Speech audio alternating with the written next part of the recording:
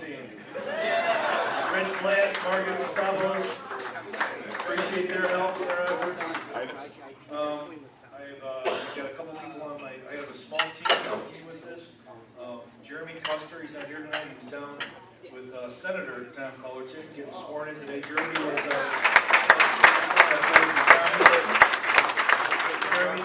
we hired him as a consultant. He ran Tom's campaign, he was his campaign manager. And then my campaign manager is a lady by the name of Sue Smith. Where's Sue? Interesting story about Sue. Sue came to a board meeting. For those of you that don't know, I was the chief of police in town for a while. Sue came to a board meeting, and she was complaining about something that the police were or were not doing. I don't really remember exactly if we were or were not doing it anyway.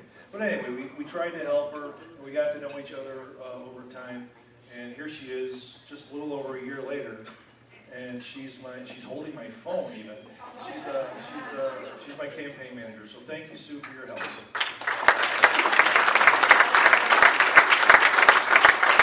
And of course, I want to thank my family, my son, my daughter, Jason, Jillian, and my wife's around here somewhere too. Jan, that's kind of our beautiful Giannapolis. Briefly, if you don't, I think most of you don't know yet, but just briefly, I was born and raised in the northwest side of Chicago. My father was a Chicago police officer and sergeant. He died when I was 3 years old. So it was just me and my mom. Who also just passed away recently?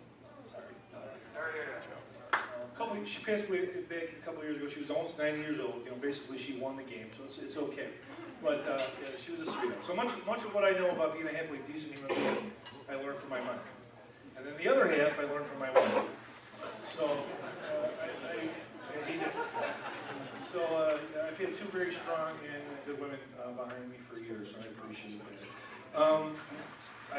When I went through private grade school, private high school, my mom worked real hard as a housekeeper to put me through those schools. I went into the United States Air Force, on my 21st birthday. Served in the Air Force as a security policeman for those 5 years. And then I came to Villa Park and I served as a police officer here for almost 24 years. So I've got about 2 decades of law enforcement experience and leadership experience, quite frankly, really. And I was fortunate enough at the end of my career to be the chief of police in town, and thoroughly enjoyed that job, and thoroughly enjoyed the men and women that worked for me, and really made me look really, really good. So I appreciate their effort and help. Some of them are here tonight, as a matter of fact. Thank you.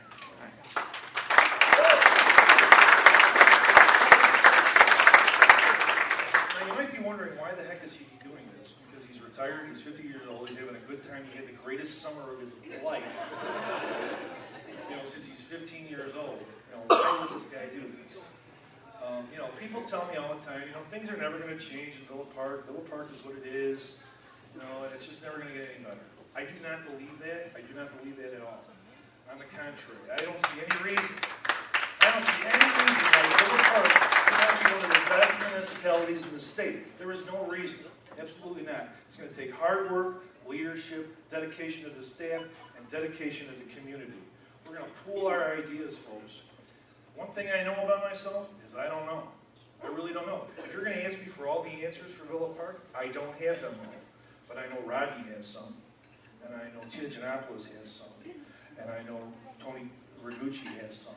And together, we're going to pool our ideas. So we're going to come up with good solutions to solve our problems in Villa Park. If you think I'm going to do it, I'm not going to do it. If you think the other candidates are going to do it, they're not going to do it. We're going to do this thing together as a team. I believe that wholeheartedly. It's how I work with my staff in the police department. I didn't come up with the ideas. Again, I'm telling you, these guys made me look good. They came up with the ideas, and we did it together. We're going to do the same thing here. We're going to have a shared pool of ideas to work from, and we're going to make some changes. Because I think we all probably agree in this room that there's need for change.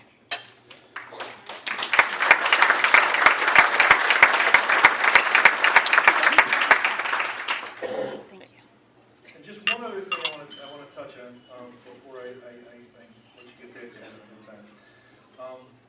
I really believe that we've had too much over the years, and Ray would probably agree. There's just been too much sometimes there's too much politics that enters local politics. And local government is about getting things done.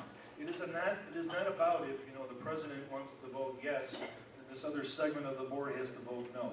I'm sorry, we're not in middle school. We're adults. That needs to stop. We need to stop that immediately.